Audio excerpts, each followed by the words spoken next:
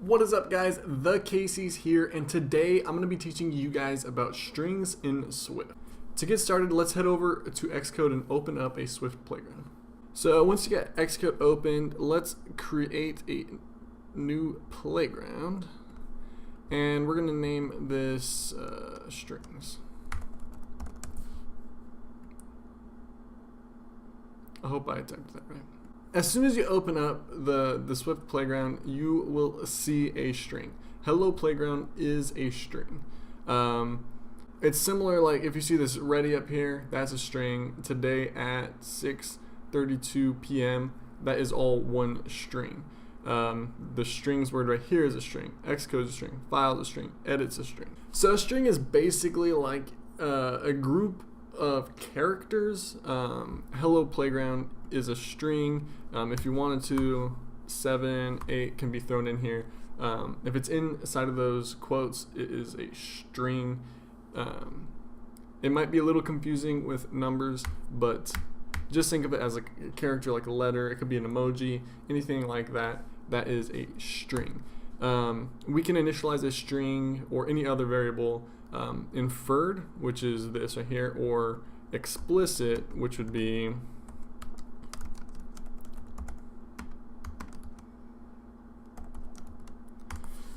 like this. Putting the type after the variable name would be an explicit. I'm saying that this variable is going to be of type string.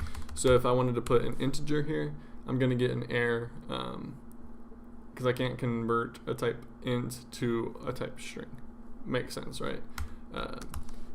Usually you don't want to explicitly declare variables like that. You want to do the inferred type, but if you have to, this is how you explicitly declare a variable. So to give you guys a little example with Swift, we're going to talk about Jake Paul, and we're going to go in here with a URL for YouTube, whatever it is, HTTPS www.youtube.com/channel. I don't know if this is actual URL, but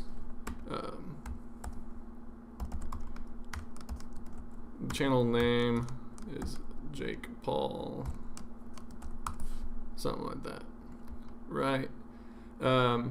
And if you wanted to complete this URL, we would want to concatenate this string. We could do that two ways. We could say URL plus channel name, and that would print out both the URL and the channel name combined, which would be over here on the side. We can see that YouTube channel Jake Paul. The more appropriate way to do this would be with interpolation. Let's create a new variable for the full URL, and to interpolate, we can now put variables inside of strings like this, and we put a space. Well, we don't need a space. Oh. Channel name. So now inside of the string, we're able to use variables to fill it out. Oh, it didn't compile. Did I do something wrong? Oh, whoops, var. I've been writing in Kotlin, so I messed it up. There we go. So we get the same result, and this is the more appropriate way to do that. If you wanted to, you could do /video /hi.